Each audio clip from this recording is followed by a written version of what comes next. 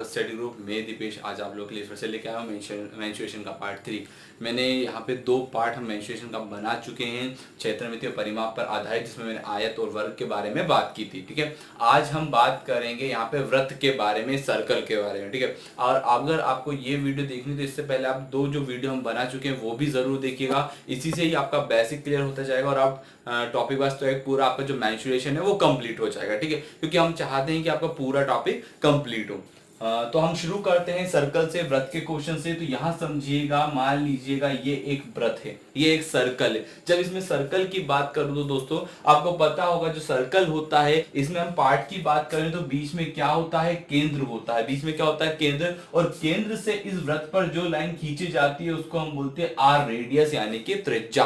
ठीक है, जो आर होता है वो क्या कहलाता है, त्रिज्या कहलाता है। ठीक है, इसमें एक शब्द होता है डी। क्या होता है, डी। डी बराबर होता है 2r, यानी कि त्रिज्या का दुगना। भाई ये त्रिज्या है, ये त्रिज्या है, तो त्रिज्या का दुगना। और डी को हम कहते हैं डायामीटर, यानी कि इसको हम कहेंगे व्यास, कहेंगे डायामीटर कहेंगे। तो दोस्तों आपको समझ में आना चाहिए कि जो व्यास होता है वो त्रिज्या का दुगना होता है, और व्यास वही कहलाता है, व्यास वही कहलाता है जो वृत्त के दोनों हिस्सों से मिले और वो केंद्र से होकर जाए। किससे होकर जाए, केंद्र से। और ऐसी कोई लाइन जो केंद्र से होकर ना गुजरती हो और वृत्त के दोनों किनारों को छूती हो, उसको हम कहते हैं जीवा। क्या कहते हैं, उसको हम जीवा कहते हैं। ठीक है, तो इतना आपका क्लियर हुआ, त्रिज्या क्या होता है, व्यास क्या होता है और जीवा क्या होता है। अच्छा, ये हम फॉर्मूले की तरफ बढ़ते हैं। जब हम फॉर्मूले की बात करें तो भाई यहां भी एक आती है परिधि शब्द। क्या शब्द आता है, परिधि,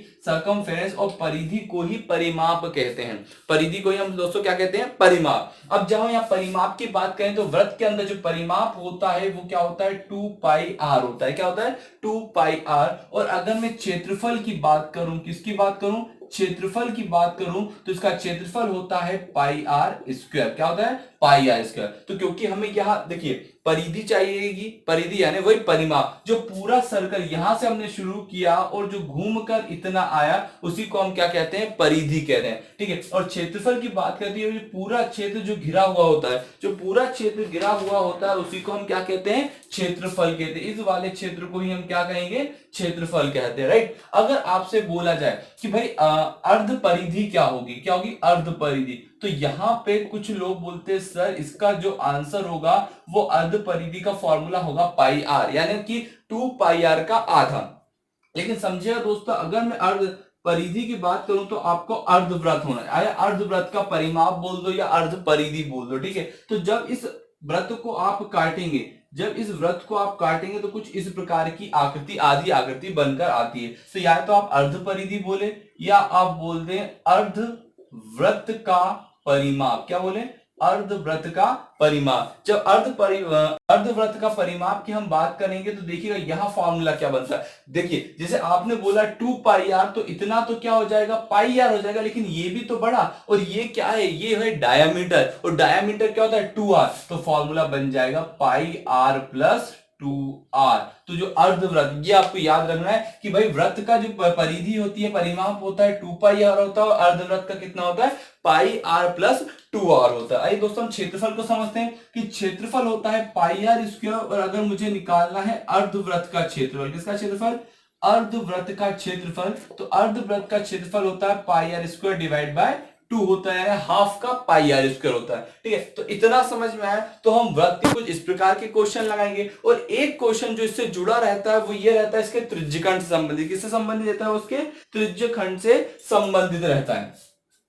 देखो त्रिज्यखंड क्या होता है वो समझिएगा, है ना, स्क्रीनशॉट लेकर या फॉर्मूले नोट डाउन कर सकते हैं। ठीक है, त्रिज्यखंड क्या होता है कि भाई आपने ये लिया, ठीक है, ये वृत्त है, और वृत्त में क्या होता है, कोई भी ऐसा कोण बन जाता है। ठीक है, तो देखिए ये वाला जो क्षेत्र कहलाता है वो क्या कहलाता है, त्रिज्यखंड कहलाता है। इतना क्षेत्र क्या कहलाता है, त्रिज्यखंड कहलाता है। तो अब यहाँ पे त्रिज्यखंड का क्षेत्रफल पूछा जा सकता है कि भाई त्रिज्यखंड का, वृत्त में एक जो त्रिज्यखंड बना है उस त्रिज्यखंड का क्षेत्रफल क्या होगा। तो दोस्तों उसका क्षेत्रफल होगा πr² θ/360। क्या होगा, πr² θ/360। जो थीटा होता है वो यहां पर बनने वाला कोण होता है। ठीक है, तो यहां पर जो कोण बनता है उसको हम बोलते हैं θ/360 πr² यानी पूरे का क्षेत्रफल। एक आता है आर्क की लंबाई यानी कि चाप की लंबाई, त्रिज्य खंड के चाप की लंबाई। एग्जाम में ये भी बहुत क्वेश्चन, तो ये चाप होता है, ये त्रिज्य खंड और त्रिज्य खंड का चाप ये। तो इसके लिए दोस्तों फॉर्मूला होगा पाई आर इंटू थीटा बटे 180, पाई आर इंटू थीटा बटे 180, एक ये फॉर्मूला। दूसरा आ जाएगा चक्कर वाला कि भाई एक साइकिल है, उस साइकिल की त्रिज्या इतनी है, अगर उसे 100 मीटर की दूरी तय करनी है तो उसे उस पहिए को कितने चक्कर लगाने होंगे। तो इस प्रकार के एग्जाम में क्वेश्चन बनते हैं। तो आपको सीधा सा फॉर्मूला रहेगा चक्कर बराबर जितनी दूरी तय करनी है बटे क्या आ जाएगा, परिधि आ जाएगा, क्या आ जाएगा, परिधि। तो इसे ये पूरे फॉर्मूले हमारे इन जो क्वेश्चंस में आपको बताने जाऊंगा उसमें ये सब हमको जरूरत पड़ेगी। तो आप ये समझिएगा, मैंने एक एक फॉर्मूला आपको समझाया। अब हम क्वेश्चन शुरू करते हैं कि क्वेश्चंस कहां से बनकर शुरू करते हैं, हमारे क्वेश्चंस की तरफ हम बढ़ते हैं कि क्वेश्चन एग्जाम में किस प्रकार से पूछे जाएंगे जो हमारे लिए हेल्पफुल रहेगा, राइट। तो देखिएगा एग्जाम के क्वेश्चंस और बनते कैसे हैं। आपको क्वेश्चन ये बोला जाएगा किसी व्रत की त्रिज्या, किसी व्रत की त्रिज्या 14 सेंटीमीटर है। कितनी है, 14 सेंटीमीटर है। वृत्त का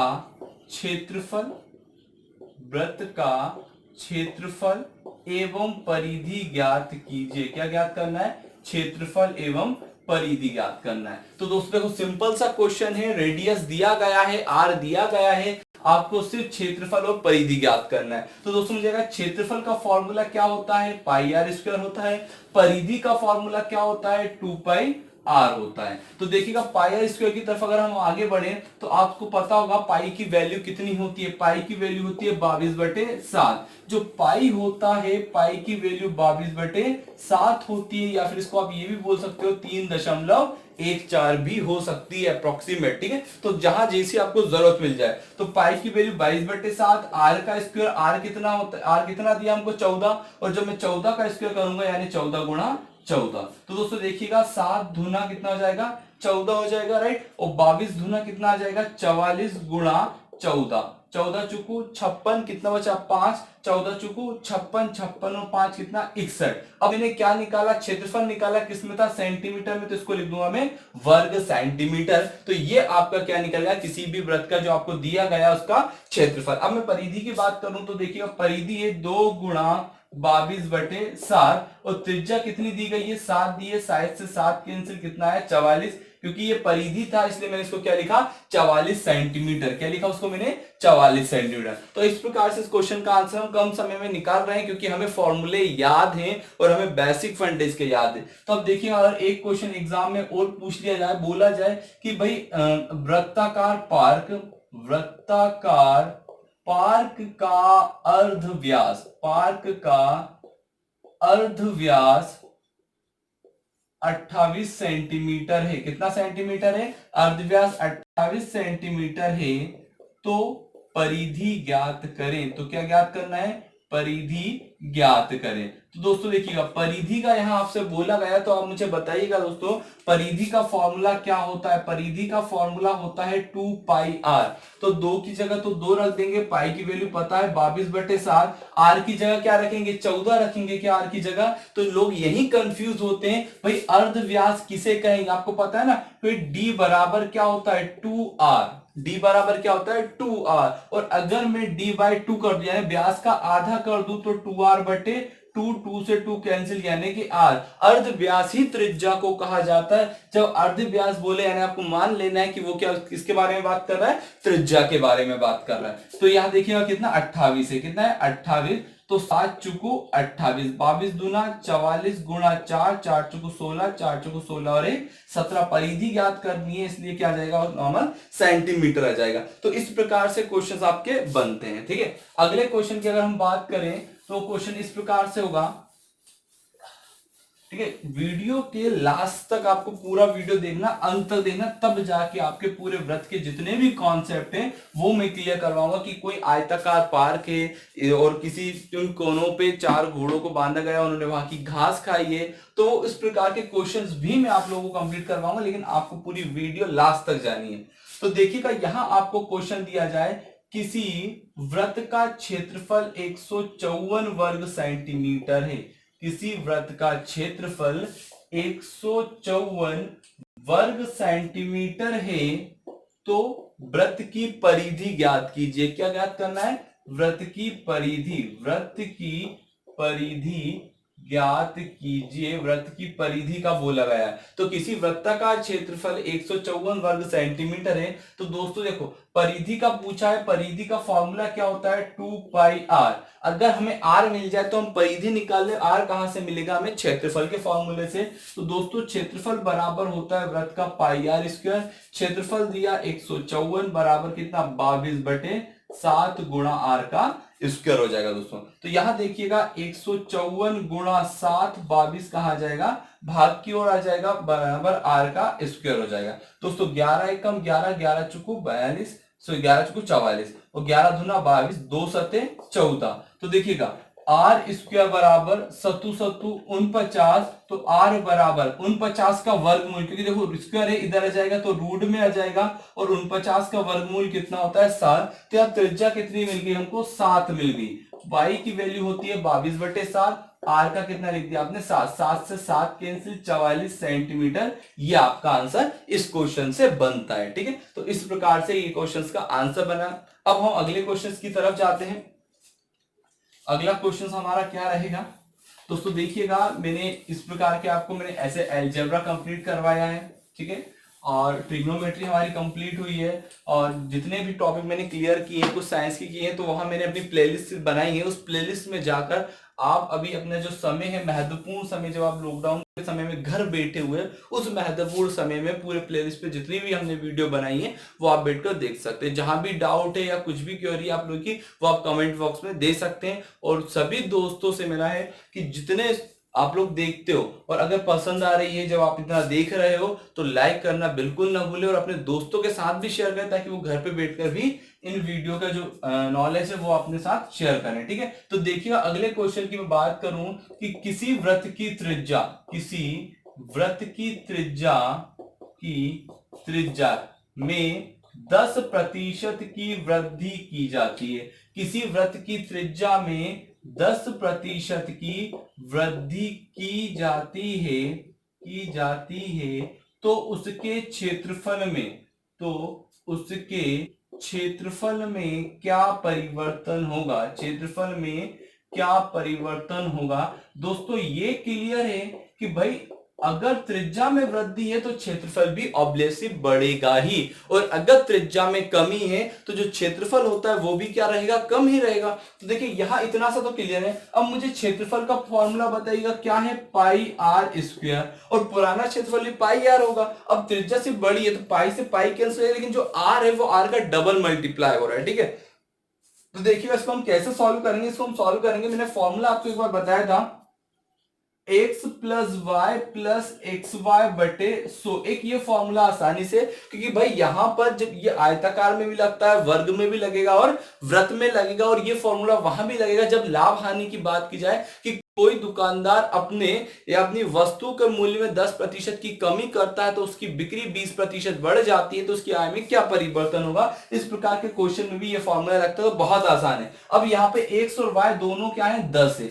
दोनों की वृद्धि हो रही है 10 प्लस 10 प्लस 10 गुणा 10 बटे 100। एक 0 से 0 कैंसिल, 10 और 10 कितना होता है दोस्तों? 20। एक एकम 1, 20 और 1 21। 21% की क्या होती है? वृद्धि होती है। तो ये भी आसान है, और एक तरीका ये भी है कि भाई वृद्धि हुई है तो हमेशा वृद्धि को हम 100 में जोड़ते हैं। ठीक है, अब त्रिज्या दो बार बोला मैंने कि पाई आर स्क्वायर, यानी 2 लिखा हुआ है, बटे 100। ये हमने कर दिया 11 और 11 का मल्टीप्लाई 121। अब ये जो 121 है वो 100 से कितना ज्यादा है? अगर कम होता है तो हानि होती है, ज्यादा होता है तो लाभ होता है, या फिर वृद्धि होती है, और कम होता है क्या होता है? कमी होती है। भाई कितने प्रतिशत? 21% की क्या हो गई? वृद्धि। तो ये दो तरीके से इस क्वेश्चन का आप आंसर निकाल सकते हो। अभी मैं इसमें अगर कुछ और बदलाव करना चाहें, और इसमें हम देखें कि भाई 10% की वृद्धि की जगह क्या हो गई? इसमें कमी हो गई। भाई किसी वृत्त की त्रिज्या में 10% की कमी हो जाती है तो उसके क्षेत्रफल में क्या परिवर्तन होगा? ठीक है, तो यहां देखिए क्वेश्चन बनता है आपका इसी प्रकार का। हम फॉर्मूला लगाएंगे,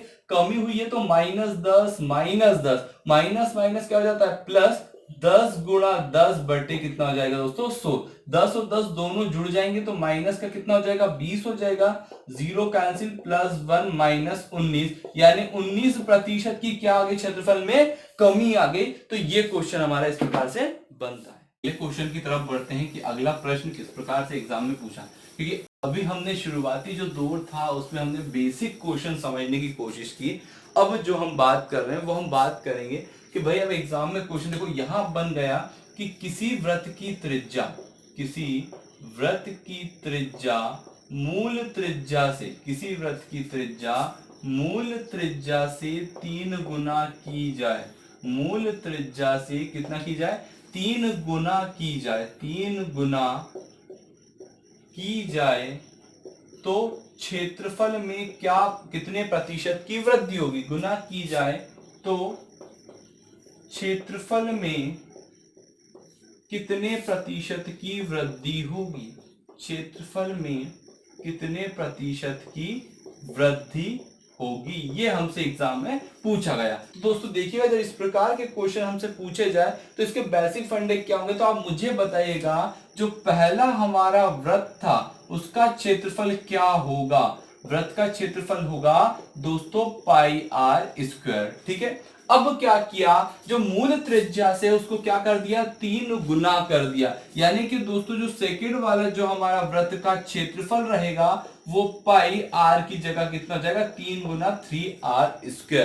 तो दोस्तों ये कितना हो जाएगा पाई 3 तिया 9 आर का स्क्वायर, 9 पाई आर स्क्वायर। ठीक है, अब अगर मुझे लाभ की वृद्धि निकालनी है या फिर वृद्धि निकालनी है, वृद्धि का क्या निकालना मुझे प्रतिशत निकालना है, तो भाई बड़े वाले में से छोटा वाला माइनस कर दें। देखिए अंतर अगर हम देखें या वृद्धि हम देखें तो 9 pi R square minus pi R square, तो दोस्तों pi R square minus 9 minus 1 हो जाएगा, 9 माइनस 1। देखो 9 यहाँ कॉमन, पाई आर स्क्वायर यहां से भी कॉमन यहां से भी कॉमन, तो 9 माइनस 1 आ गया। तो वृद्धि में देखिएगा भाई जितना बड़ा तो एक तो आ जाएगा यहाँ पे वृद्धि आ जाएगा बटे जिससे बड़ा तो पहले वाले से बड़ा है ना, इनटू क्या आ जाएगा 100 आ जाएगा। तो दोस्तों वृद्धि कितनी हुई पाई आर स्क्वायर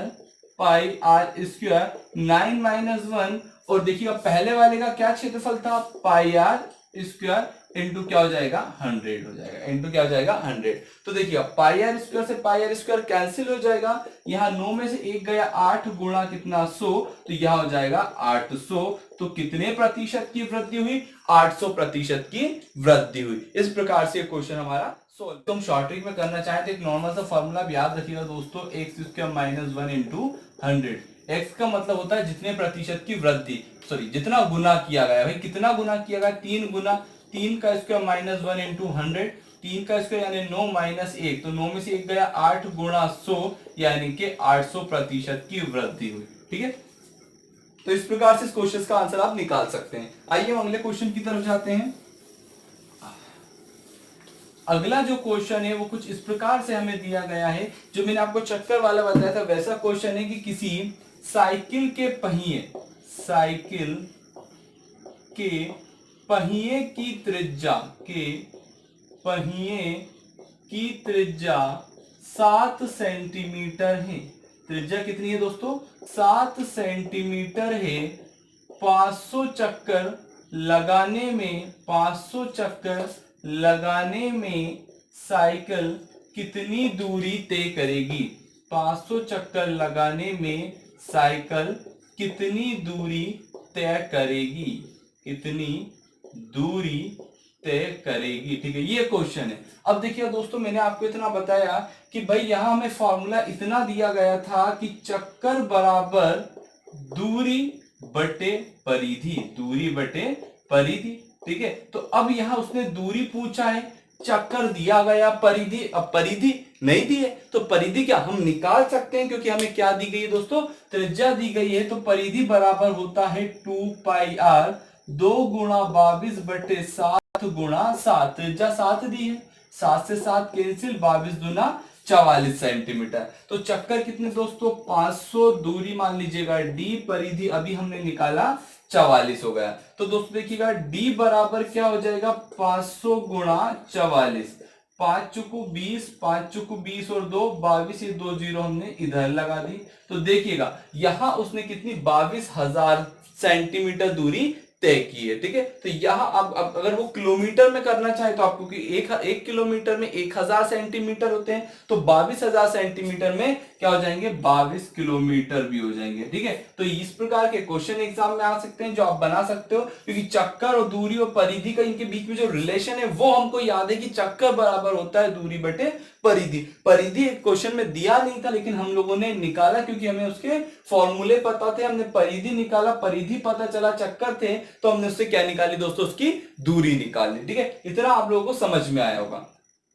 अगले क्वेश्चन की तरफ हम चलते हैं।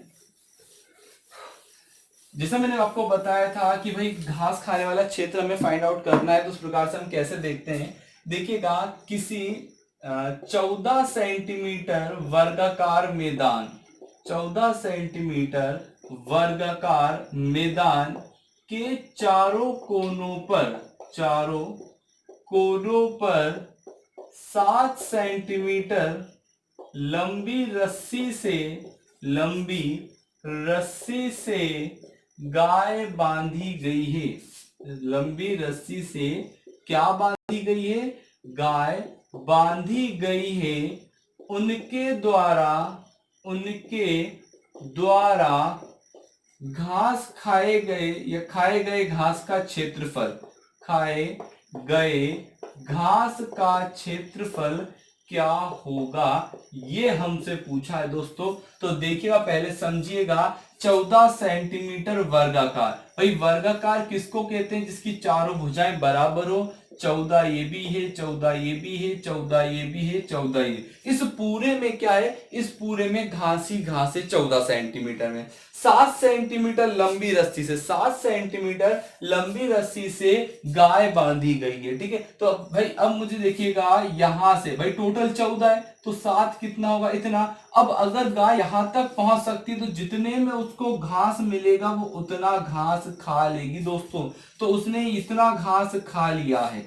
अब यहां जो गाय बंधी है उसको भी 7 मीटर लंबी रस्सी से, तो उसने भी इतना घास खाया है दोस्तों। यहां एक बंधी है, उसने इतना घास खाया है। यहां एक बंधी है, उसने इतना घास खाया है। ठीक है, तो ये भी 7, ये भी 7, ये भी 7, 7, भाई 7 से बनी है, यानी कि वो क्या कहला गई, इतना जितना है उसकी त्रिज्या कहला गई। और दोस्तों देखिएगा, ये वाला जो पार्ट होता है वो किसी भी वृत्त का 1/4 होता है, यानी कि किसी भी वृत्त का चौथा हिस्सा। इस प्रकार आप देखोगे तो ये मैंने 4 हिस्से बनाए, ये वाला आ जाएगा, ये वाला यहां जाएगा, ये वाला नीचे जाएगा, ये वाला यहाँ। तो ये वाला जो क्षेत्र है, ये वाले जो क्षेत्र हैं वो कैसे बन गए, वृत्ताकार बने। लेकिन कौन सा हिस्सा, किसी भी वृत्त का चतुर्थांश, यानी कि चौथा हिस्सा।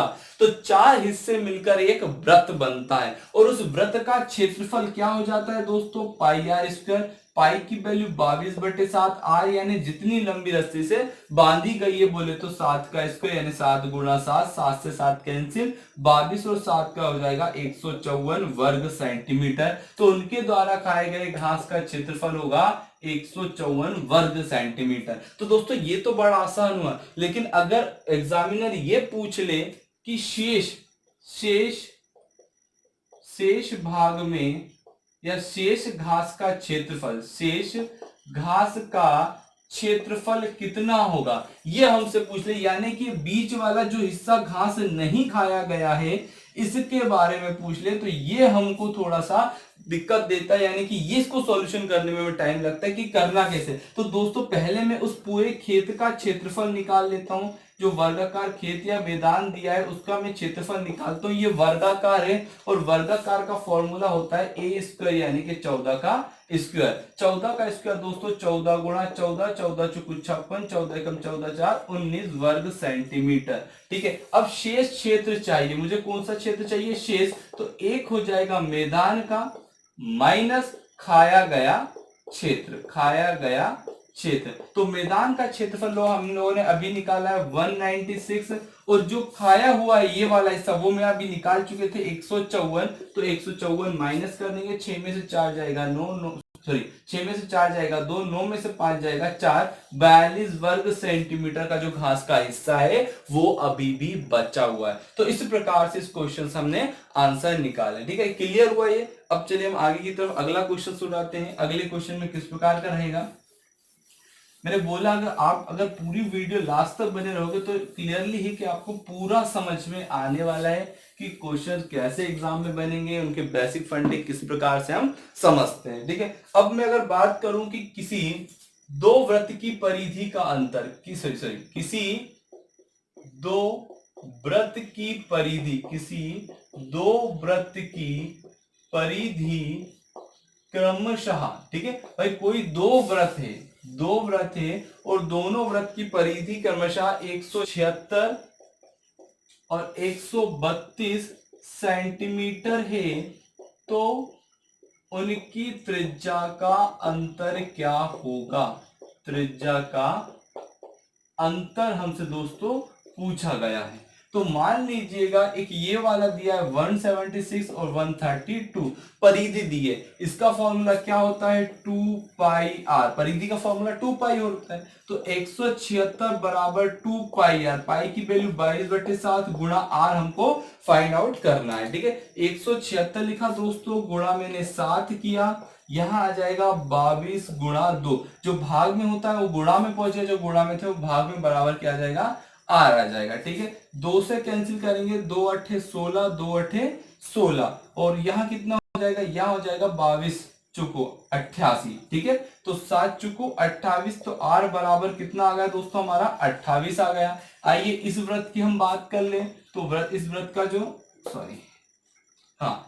का जो परिमाप है वो कितना हो जाएगा 2 पाई आ जाएगा। 2 पाई की वैल्यू 22/7, आर हमको निकालना है। ठीक है, तो हमने किया 132 जो भाग में था वो गुणा में, जो दोनों गुणा में थे वो कहाँ गए दोस्तों, भाग में आ गए, ये आर लिख दिया। 2 से कैंसिल करेंगे, 2 छंग 12, एक बचा 2 छंग 12। ठीक है, 22 तिया कितना हो जाएगा 66, और 7 तिया 21। तो देखिएगा R1 और R2 मान लीजिएगा, R1 R2 हमारी निकल गई। अगर मुझे अंतर चाहिए तो मैं दोनों का क्या कर दूंगा, माइनस कर दूंगा। 28 में से 21 माइनस हो जाएगा, हमारा आंसर आ जाएगा 7। तो इस प्रकार से क्वेश्चन हमने निकाले। तो ये क्वेश्चन में हमें स्पीड चाहिए, बार बार प्रैक्टिस चाहिए। आप क्वेश्चन को लेकर बार बार प्रैक्टिस कीजिए, आपके क्वेश्चन के आंसर निकलेंगे। ठीक है, तो ये आपको इजिली समझ में आया होगा। तो ये तो अभी व्रत के हमने क्वेश्चन निकाले। अब हम चलते हैं उस क्वेश्चन की तरफ जो त्रिज्य खंड से आते हैं। किससे आते हैं, त्रिज्य खंड से आते हैं। तो देखिएगा वो क्वेश्चन कैसा होगा। चलते हैं क्वेश्चन की तरफ।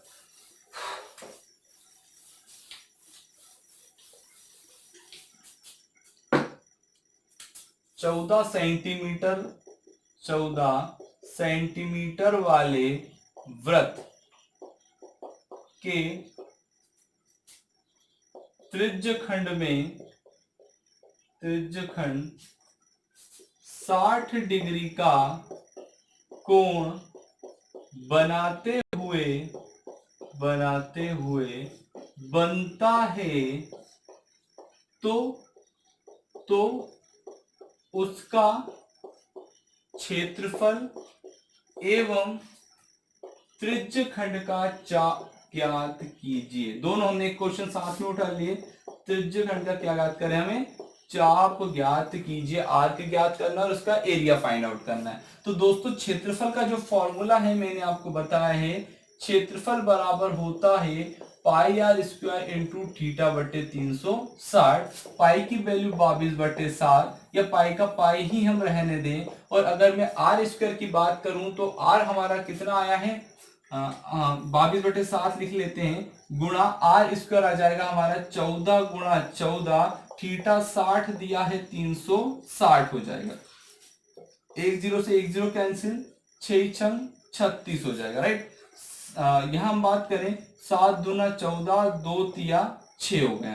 राइट, अब यहां देखिएगा बचा आपका 22 गुणा 14/3, 14 दूनी 28, 14 दूनी 28 और 2 30। तो ये देखिएगा 3 एकम 3, फिर 0 रह जाएगा, 3 दूना 6, 2 बच जाएगा, 3 छंग 18 वर्ग सेंटीमीटर। तो उस वृत्त का जो त्रिज्यखंड का जो क्षेत्रफल था वो कितना आ गया, 102.6 वर्ग सेंटीमीटर।